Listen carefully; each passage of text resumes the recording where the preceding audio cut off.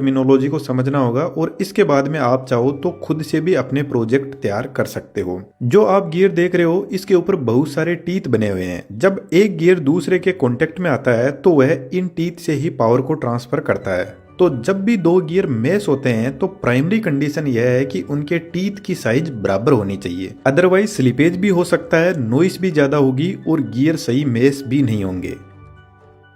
मानकर चलते हैं यह जो बड़ा गियर है इस पर 48 टीथ बने हुए हैं और इस छोटे गियर पर 16 टीथ बने हुए हैं। अब यदि हमें गियर रेशियो निकालना है तो 48/16 कर देंगे, जिससे गियर रेशियो हमें मिलेगा 3:1। अब गियर रेशियो को सिंपल भाषा में समझते हैं। यदि हम बड़े गियर को मोटर या किसी इंजन से पावर देते हैं तो बड़ा गियर एक बार पूरा 360 डिग्री रोटेट करेगा तो छोटा गियर 3 बार रोटेट कर जाएगा।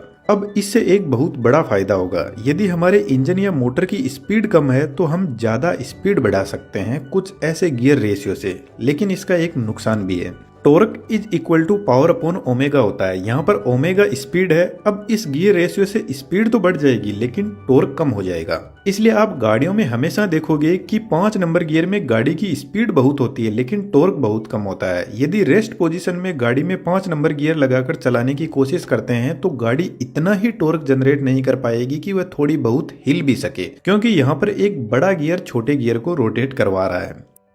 इसका रिवर्स यदि हम छोटे गियर को पावर देंगे मोटर से तो जब छोटा गियर 3 बार रोटेट होगा तब जाकर बड़ा गियर 1 बार रोटेट होगा, यानी आउटपुट में स्पीड कम हो रही है तो यहाँ पर टॉर्क इंक्रीज हो जाएगा। तो यदि हेवी लोडिंग का काम है तो हमें गियर रेशियो को कुछ ऐसे सेट करना होगा। गियर का हमें एक और बड़ा फायदा मिलता है, हम रोटेशन को भी बदल सकते हैं। यह गियर क्लॉकवाइज रोटेट कर रहा है तो इधर वाला एंटी क्लॉकवाइज। जो आप गियर देख रहे हो इसका नाम है स्पर गियर। इसका यूज हाई स्पीड एप्लीकेशन के लिए नहीं किया जाता है क्योंकि यह गियर बहुत ज्यादा नॉइस करता है हाई स्पीड में। जब गियर का टीथ कॉन्टेक्ट में आता है दूसरे गियर के टीथ से तो पूरा का पूरा टीथ एक साथ में ही कॉन्टेक्ट में आता है, जिसकी वजह से नॉइस ज्यादा प्रोड्यूस होती है। इसको आप और अच्छे से थोड़ा सा आगे समझ जाओगे। तो इस गियर की प्रॉब्लम को दूर करने के लिए हेलिकल गियर को बनाया गया। इस गियर के टीथ स्लाइटली एक एंगल पर मुड़े रहते हैं, जिसकी वजह से गियर के टीथ दूसरे गियर से पूरा एक साथ में कांटेक्ट में नहीं आते हैं। पहले टीथ का एक पॉइंट कांटेक्ट में आता है और नेक्स्ट पॉइंट जब कांटेक्ट में आएगा तो पहला पॉइंट उसको छोड़ चुका होगा, कुछ इस तरीके से। यदि कभी हम घर लेट से आते हैं तो पैरों की आवाज किसी को सुनाई ना दे जाए, इसलिए सबसे पहले हम पैर का कुछ पोर्शन सरफेस को टच करते हैं। उसके बाद में धीरे धीरे पूरे पैर को सरफेस से टच करते हैं ताकि पैरों की आवाज किसी को सुनाई ना दे जाए।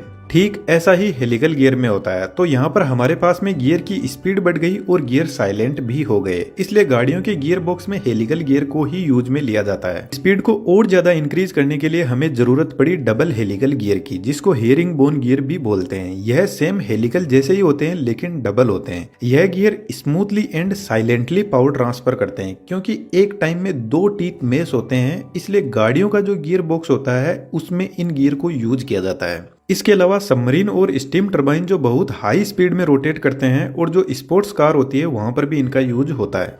अभी तक हमने जितने भी गियर देखे हैं वह सब पैरेलल पावर ट्रांसफर करते हैं, यानी गियर की जो शाफ्ट है वह एक दूसरे के पैरेलल होनी चाहिए। इसलिए जब किसी एंगल पर पावर ट्रांसफर करनी हो तब बेवल गियर का यूज होता है। यह पावर को 90 डिग्री या फिर किसी अदर एंगल पर भी पावर ट्रांसफर कर सकता है। और इनका सबसे बेहतरीन यूज होता है ऑटोमोबाइल फील्ड में। गाड़ियों में इंजन से पावर कुछ इस तरीके से मिलती है और फिर इस बेवल गियर का यूज करके पावर को दोनों तरफ 90 डिग्री एंगल पर ट्रांसफर कर दिया जाता है टायर के पास में। इस गियर बॉक्स को डिफरेंशियल गियर बॉक्स बोलते हैं, जिसकी वर्किंग को हम किसी और वीडियो में डिटेल से समझेंगे क्योंकि यह थोड़ा कॉम्प्लिकेटेड भी है and it will need separate time to explain.